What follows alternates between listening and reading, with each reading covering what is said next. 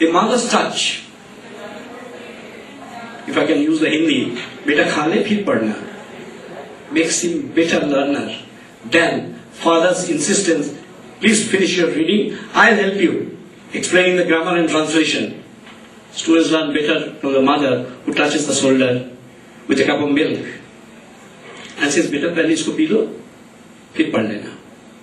Art and Science of Success Tactics, 29 outstanding world leaders, when they are interviewed, who inspired you? Sorry, fathers did not figure in the list.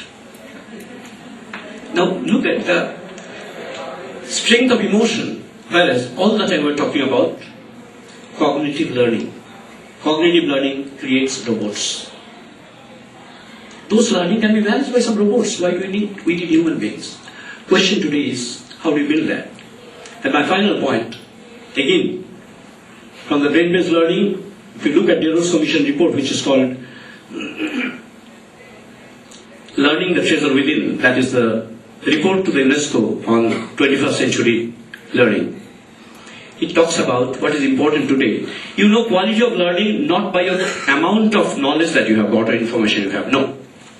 Because whatever is your knowledge today, after 2 years it makes no sense. It's all over. So quality of learning is assessed by your ability to learn. How do you build that ability to learn?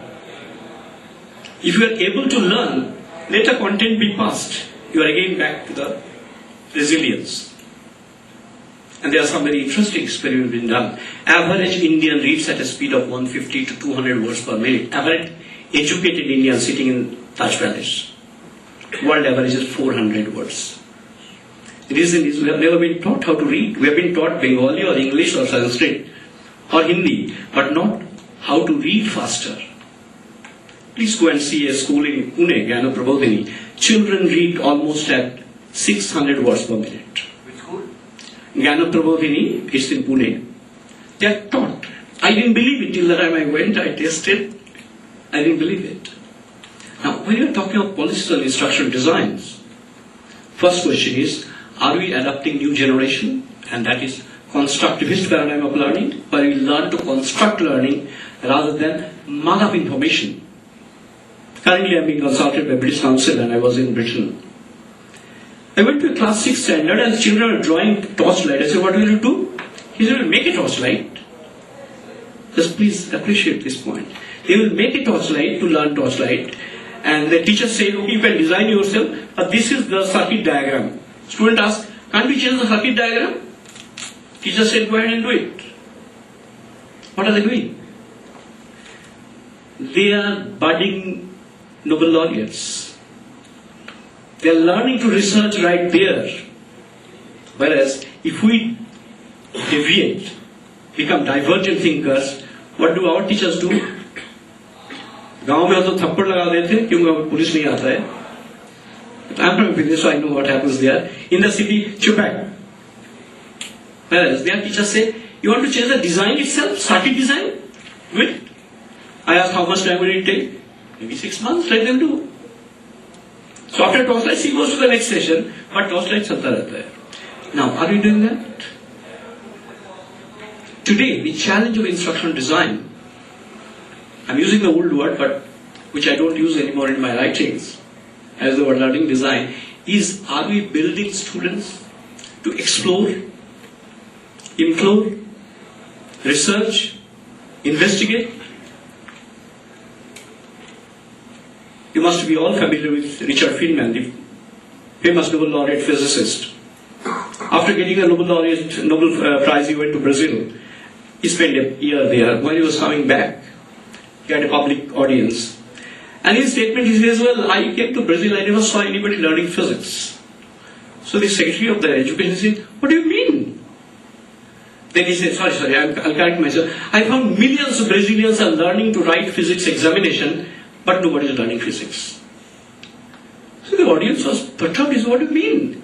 He said, I've never come across a person challenging Newton's laws of motion, for example. How can they challenge? He said, why? That is Newton's law, not my law.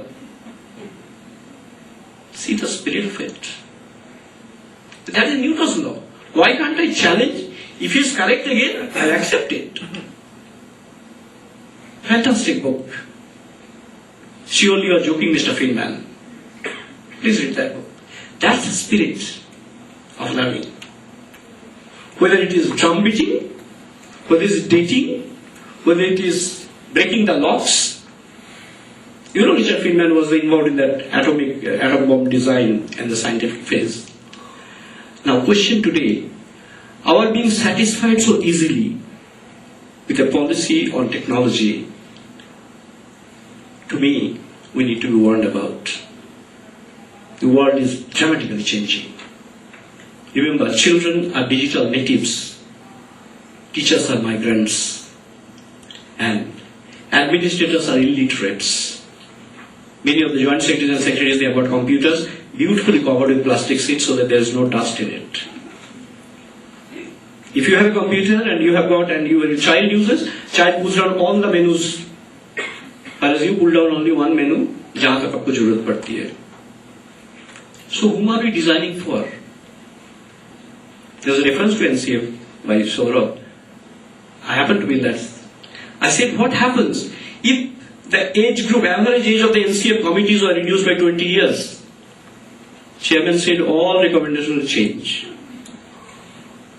Please appreciate this is a very serious matter. Past is constructing future.